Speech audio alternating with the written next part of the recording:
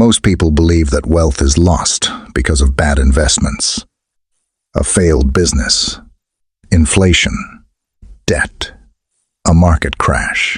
And while those things are real, Solomon, the wisest and wealthiest man who ever lived, would tell you something far deeper, something most financial advisors will never say. Because before money disappears from a person's wallet, it almost always disappears from their wisdom first. And it leaves through a door that most people never thought to guard, the door of human relationships. 3,000 years ago, a king sat down and wrote about money, work, relationships, and the nature of wealth with a clarity that no modern financial textbook has matched. And at the center of his teaching was not a stock portfolio, not a business strategy, not even a savings plan.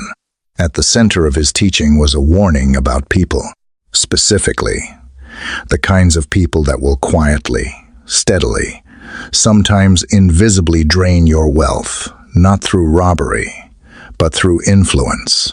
The modern world has taught us that to build more wealth, we need to earn more, work harder, find the right investment, scale the right business. But the 3,000-year-old Book of Proverbs teaches something fundamentally different.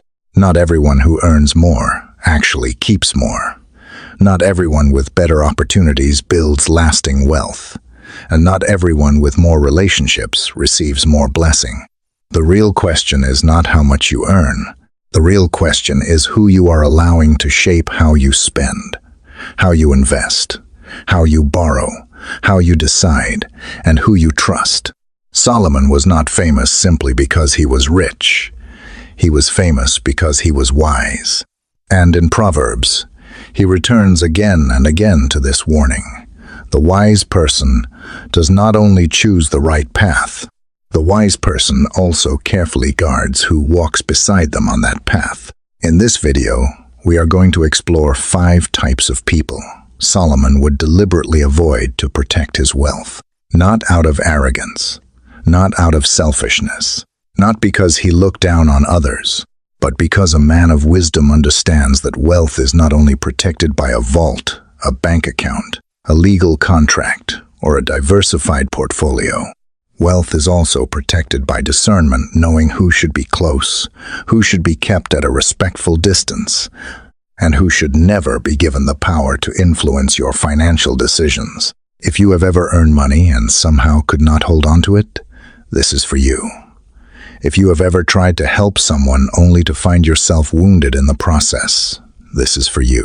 If you have ever been pulled into debt, into financial pressure, into family drama, into a wrong business partnership, or into a get-rich-quick scheme that promised everything and delivered nothing, then this message is not simply about money.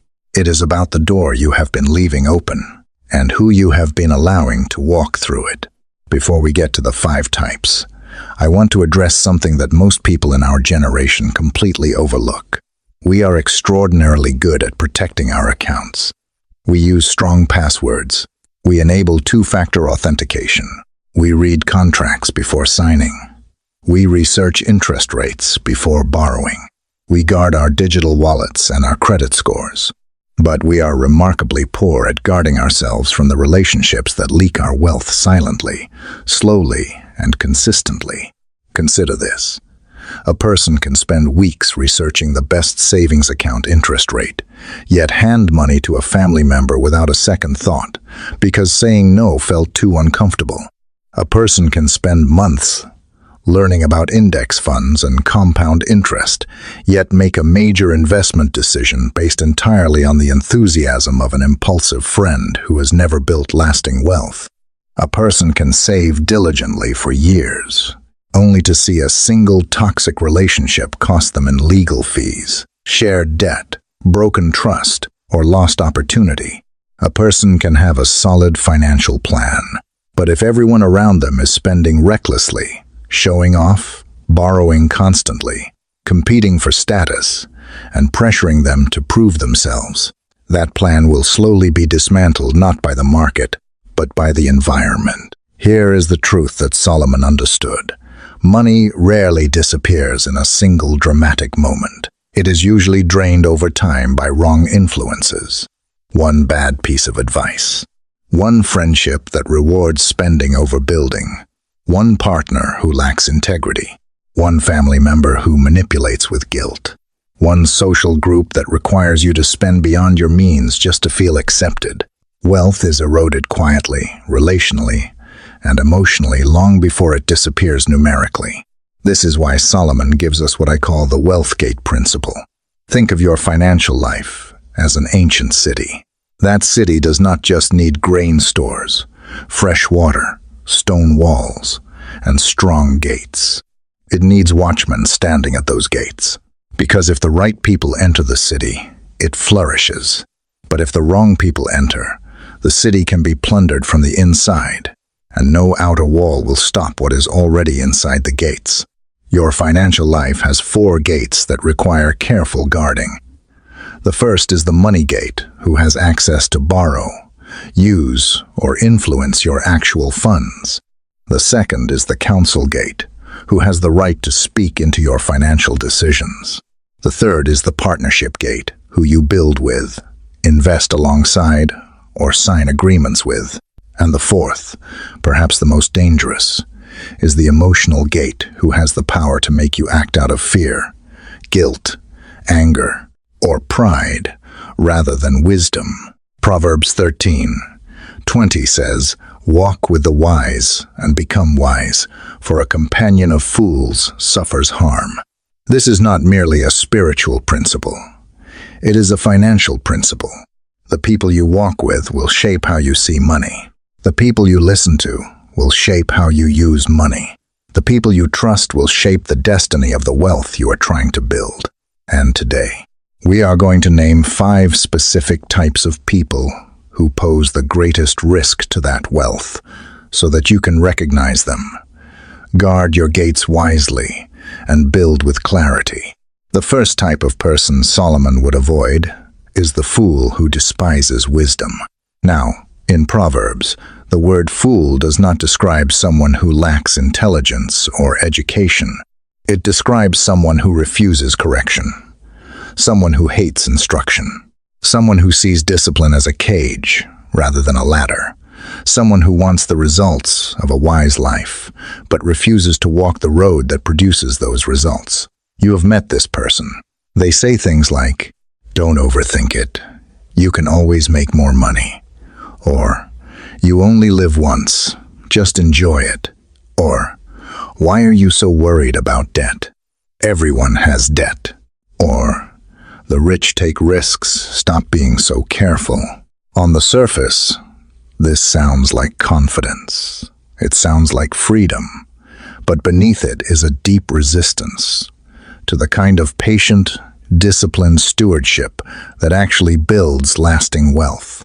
The danger of this type of person is not always that they will deceive you or steal from you directly. The deeper danger is that they will make you despise your own wisdom. They will make budgeting feel boring. They will make saving feel like deprivation. They will make waiting feel like weakness. They will make debt feel normal. And slowly, without realizing it, you will begin to make decisions that feel free, but are actually careless. Imagine you are working hard to pay off debt and build a financial cushion, and your closest social companion is someone who constantly upgrades their phone, takes on new car payments, eats at expensive restaurants, travels on credit, and subtly mocks your frugality, as though being careful with money is something to be embarrassed about. That person is not stealing your money, but they are stealing your discipline. They are eroding the very foundation that financial freedom is built upon. The application is simple, but requires courage. You do not have to cut this person out of your life. You can love them, pray for them, and wish them well. But you must be honest with yourself about the influence they carry. After spending time with this person, do you feel more motivated to build or more tempted to spend? Do you feel more at peace with your choices or more pressured to prove yourself? If someone consistently weakens your wisdom, Solomon would not call them a financial ally. He would call them a risk. The second type of person Solomon would avoid is the angry and emotionally volatile person. Proverbs warns clearly against forming close associations with someone given to anger, because their patterns become contagious, and what begins as their chaos can become your trap. In the world of finance, emotional volatility is extraordinarily dangerous, because sound financial decisions require something that anger destroys: the ability to be still. Investing requires stillness. Negotiating requires composure. Managing a business requires the capacity to hear difficult things without reacting. And even managing a household budget requires the ability to make decisions from values, not from feelings in a heated moment. The emotionally volatile person makes every financial decision a reaction. They buy impulsively when they are frustrated. They sell in panic when they are afraid. They invest out of jealousy. They quit a stable job because pride was wounded. They sign contracts because they want to win an argument. They destroy partnerships because they cannot accept correction. And when things go wrong, they look for someone to blame, and that someone is often the person who trusted them with their money or their plans. Picture two people starting a business together. One has vision and discipline. The other has talent, but no emotional self-regulation. Every time a customer complains, the volatile partner escalates the conflict. Every time a team member offers feedback, he takes it as a personal insult. Every time a supplier negotiates differently, he experiences it as disrespect. The business does not collapse because the product was poor. It collapses because unmanaged emotions became more powerful than sound strategy. The warning here is sobering. An angry person does not just burn words, they can burn assets. A single rage-fueled message can destroy a deal worth years of work. A public outburst can erase a reputation built over a decade. A retaliatory financial decision can turn a partnership into a lawsuit. Before you go into business with anyone, before you lend money, before you give someone financial authority over anything you have built, watch how they respond when they do not get what they want. Can they listen when they are disappointed? Can they apologize when they are wrong? Can they hold their word when pressure increases? A person of great skill, but poor self-control can be an asset in fair weather and a catastrophe in a storm. The third type of person Solomon would avoid is the one who talks too much, gossips freely, and cannot protect a confidence. Proverbs returns to the danger of the unguarded tongue more than almost any other subject, because Solomon understood something that our digital age has made even more urgent. Your financial plans are only as secure as the people you share them with. We live in a world that has taught us to protect our accounts with passwords and encryption. But Solomon would remind us that financial confidentiality also requires wisdom in conversation. Not everyone needs to know how much you earn. Not everyone needs to know where you are investing. Not everyone needs to hear about a business idea when it is still fragile and forming. Not everyone should be informed about a property you are about to purchase, a partnership you are about to enter, or a transition you are quietly preparing for. And the person who cannot keep their own mouth disciplined will not keep your secrets either. Consider this scenario. You share with a trusted friend that you are planning to buy a piece of land, or that you are quietly raising capital for a new venture. Within days, that information spreads. The price of the land gets driven up because interest is now public. A competitor hears about your plan before it is ready. Family members begin calling to borrow money they assume you now have. What was a quiet, strategic move becomes public pressure and social obligation. One undisciplined conversation can cost you more than a bad investment. And here is what makes this especially dangerous. Not every person who talks too much does so out of malice. Many simply lack the discipline to hold their tongue. They are not trying to harm you. They just cannot stop the flow of words. The application, then, is to practice what I call layered disclosure. Some things are only for God and your own heart. Some things are only for your spouse or a deeply trusted advisor. Some things should only be shared after agreements are already signed. Some things should only be announced after results are already established. Ask yourself honestly about the people in your life. Does this person protect the confidences of others, or do they trade in other people's information? Does being around them make me feel pressured to share more than I should? And critically, does this person use what I tell them to help me or to manage me? The wise person does not keep things hidden out of fear. The wise person keeps things quiet out of understanding. A seed does not need an audience to grow. It needs the right conditions, the right soil, and the right time. Guard your plans the same way. The fourth type of person Solomon would avoid is the one who loves luxury more than substance, who prioritizes the appearance of wealth over the actual building of it. Proverbs warns that the one who loves pleasure, celebration, and luxury will come to poverty, not because enjoying life is wrong, but because a life built on image rather than foundation will eventually hollow out. The person who loves luxury above all else does not ask, "Is this wise?" They ask, "Does this make me look successful?" They do not buy because they need. They buy because they want to be seen. They do not celebrate after building. They celebrate to hide the fact that they have not yet built anything at all. Here is the modern version of this pattern. A young professional earns a good income, but the social world around them is built entirely on comparison. Who drives which car, what watch they are wearing, which hotel they stayed at, which restaurant they were photographed in. Gradually, this person stops spending according to what they actually value and starts spending according to what will prevent social exclusion. The result is someone who looks increasingly wealthy on the outside while becoming increasingly less free on the inside. The income grows, but the net worth stays flat or worse. Luxury is not wrong when it follows wisdom. Enjoying the fruit of patient labor is a gift.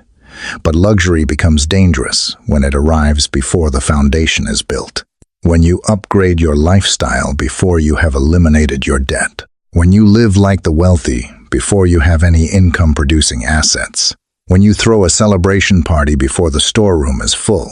Solomon would look at such a person and ask one question: is this person building a storehouse or burning one down? Is their company helping me grow wealthier in reality, or simply pushing me to look wealthier on the surface? The practical application here is to audit the environments you spend time in. Not every lavish gathering is a blessing. Not every expensive social network is a good investment. Not every invitation to a high-status event is worth the financial peace it costs you. Create boundaries. Before making a major purchase, wait 24 to 72 hours. Before upgrading your lifestyle, upgrade your emergency fund. Before proving to anyone that you are successful, make certain your foundation is not hollow. The wise person does not hate beauty or comfort, but they refuse to sacrifice tomorrow's freedom for today's appearance.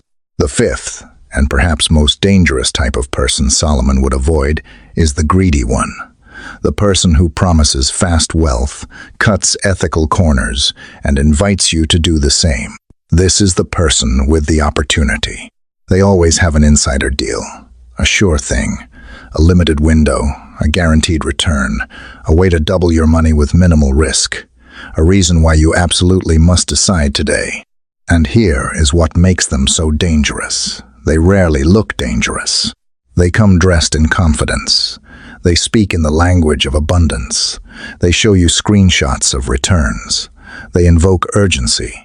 And they make you feel that if you hesitate, you will miss the defining financial moment of your life. But Solomon, who had more wealth than anyone reading this will ever accumulate, writes plainly in Proverbs that wealth gained hastily will dwindle, and that dishonest money shrinks, while whoever gathers money little by little makes it grow. This is not a conservative bias against ambition. This is wisdom forged from watching thousands of people lose everything, chasing speed over substance. Here is the modern version. An old acquaintance messages you out of nowhere about an investment that has already made several people rich. He cannot explain clearly how it works, but he can show you the results. He says, the window is closing. He says you just need to trust the process.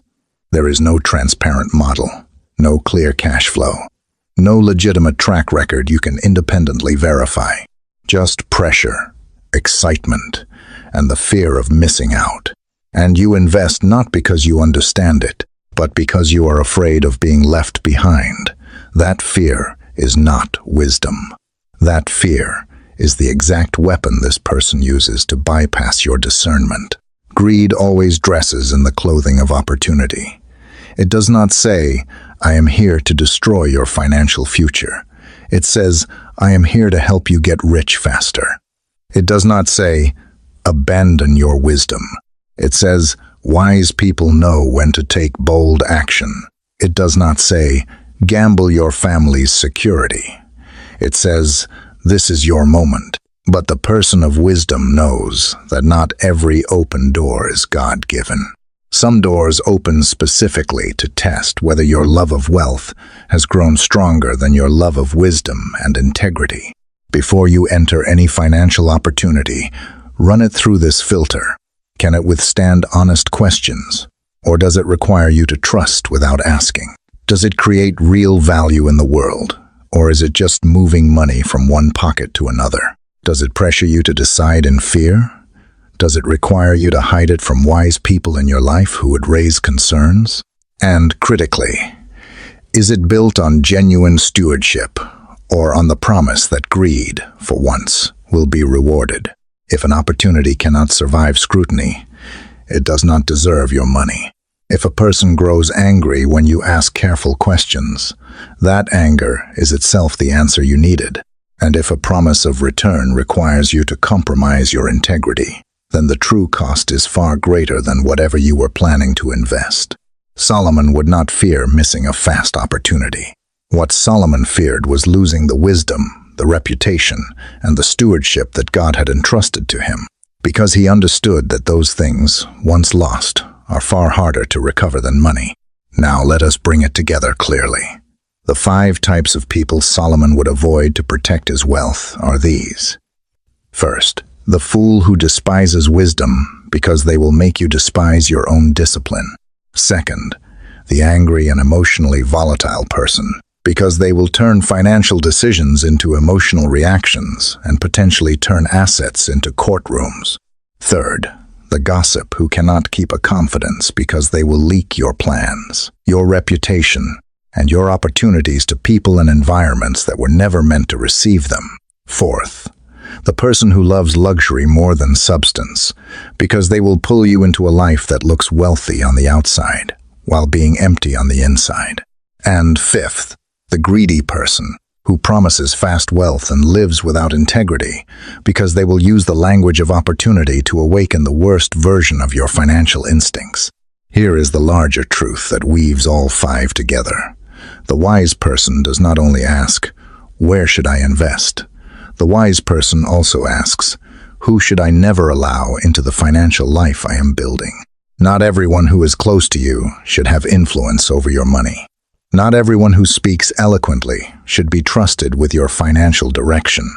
Not everyone who presents an opportunity should be given the power to reshape your financial future. And not everyone who needs help should be positioned where their need becomes a source of destruction for the stewardship you have been given. If you do not stand guard at the gates of your financial life, you will spend years repairing damage caused by people who were allowed to go too deep, stay too long, and take too much. And this brings us to the foundation of everything we discuss on this channel. In biblical wealth, money is not primarily a possession. It is a trust. You are not simply an earner. You are a steward. The resources flowing through your life are not yours alone to consume. They are entrusted to you to be grown, protected, and used for purposes far larger than your own comfort or reputation. When wealth is handed to someone who lacks wisdom, it becomes a burden. When wealth is placed in the center of wrong relationships, it gets drained. When wealth is used to feed pride and performance, it becomes a trap. But when wealth is managed with wisdom, integrity, and self-control, when it is protected by discernment and grown through patient, faithful stewardship, it becomes something extraordinary. It becomes a tool for serving others, building generations, creating freedom, and leaving a legacy that outlasts the one who built it. Solomon did not teach us to fear people. He taught us to distinguish between influence that builds and influence that destroys. Not everyone is dangerous, but not everyone is safe for the mission, the money, and the future that God has placed in your hands. Love generously, but trust wisely. Give with an open hand, but guard your gates with open eyes. Let wisdom, not guilt, not pressure, not the fear of missing out, determine who gets close enough to shape what God has entrusted to you. And remember, wealth is not only protected by earning more, wealth is protected by living more wisely. And sometimes, the single most important financial decision you can make is not choosing a new investment, but finally closing a door that should have been shut a long time ago. If this teaching helped you see your relationships, your money, and your stewardship in a new light, subscribe to the Biblical Wealth Code for more ancient biblical wisdom on money, stewardship, and lasting wealth. In the videos ahead, we will continue exploring timeless principles from Solomon, Proverbs, Ecclesiastes, and the deep financial wisdom hidden throughout Scripture, not to chase fast wealth, but to build something that truly lasts: wisdom, freedom, and a legacy worth leaving.